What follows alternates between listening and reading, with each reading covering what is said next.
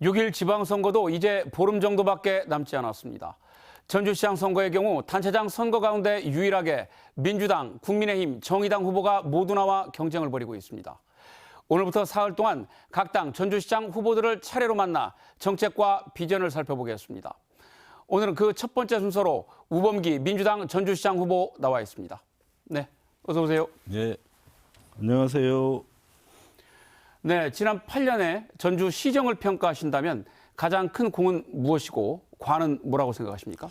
제가 보기에는 그 엄마의 밥상이라든지 전주 시민의 소소한 행복 그리고 작은 복지를 챙겼던 부분은 이어가야 될 정책이다 생각하고 있습니다.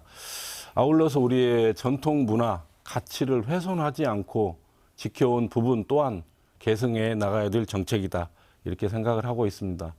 다만 이제 좀 아쉬운 부분이 기업 유치 또는 기존 기업의 투자 활성화를 통해서 젊은 청년들이 전주를 떠나지 않을 수 있도록 하는 일자리를 만들어내는 데 있어서는 좀 소홀한 부분이 있었다 이런 생각이고, 아울러서 전주가 성장 발전을 해야 되는데 슬로우 시티라는 데 갇혀가지고 좀 침체된 부분, 이런 부분에 대해서는 아쉽게 생각하고 있습니다.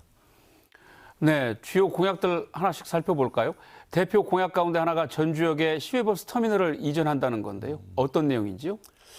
기본적으로 지금의 교통의 중심은 열차 중심이고 특히 KTX 중심입니다. 그렇기 때문에 전주역이 교통의 중심으로 거듭나기 위해서는 50년 가까이 된 버스 터미널을 전주역으로 옮겨서 명품 환승 터미널로 구축을 해야 된다. 그렇게 되면 전주가 다시 전북의 어떤 중심, 교통의 중심이 될 수 있다는 생각이고, 아울러서 그렇게 되면 궁극적으로 완주 전주 통합을 통한 메가시티로 가기 위한 초석이 될 수 있다. 이런 시각에서 전주역에 명품 환승 터미널을 만들겠다라는 공약을 내놓았습니다. KTX 천전선도 약속하셨어요. 이름처럼 천안에서 전주까지 KTX로 연결하겠다는 건데 이게 되면 참 좋겠지만 예산 확보를 비롯해서 여러 가지 어려움도 예상이 됩니다. 어떻게 구상하고 계시는지요? 우리 전주가 사실 1000년 동안 굉장히 자랑스러운 도시였습니다. 근데 산업화 시대에 30-40년 만에 굉장히 위상이 추락한 부분이 굉장히 아쉽고, 그렇기 때문에 저는 지금 시점에서 우리 전주는 꿈을 크게 꿔야 된다. 그렇기 때문에 천안 아산에서 행정 수도가 될 세종 그리고 전주로 직선으로 이어지는 KTX 노선을 깔게 되면 우리 전주의 발전의 계기가 될 수 있을 뿐만 아니라 요즘 인구 소멸 위험 굉장히 말이 많습니다.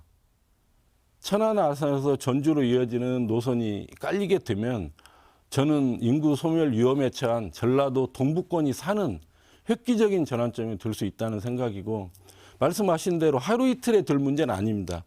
그렇지만 우리가 큰 꿈을 가지고 전주가 포기하지 않고 이루어내야 될 과제이자 숙제이다 이렇게 보고 있습니다. 네, 전주가 한옥마을을 중심으로 전국적인 관광 명소로 발돋움했습니다만 최근엔 한계에 부닥친 거 아니냐 이런 걱정도 많습니다. 공약 가운데는 글로벌 관광도시 전주도 있는데 어떤 계획인지요? 기본적으로 우리 전주가 한옥마을 외에 관광지가 없었다.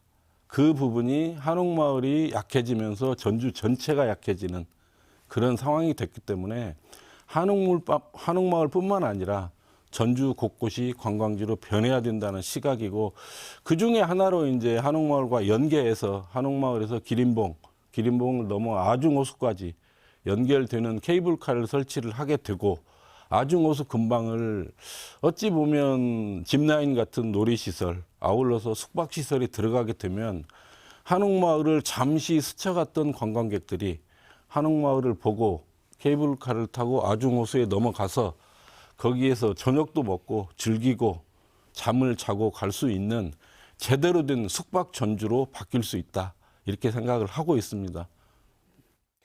네, 이번에 당선이 되신다면 시장으로서 자신이 가진 가장 큰 강점은 뭐라고 보십니까? 근데 제가 기재부에 있을 때 부하 직원들이 뽑는 닮고 싶은 상사에 제가 3년 연속 선정이 됐습니다.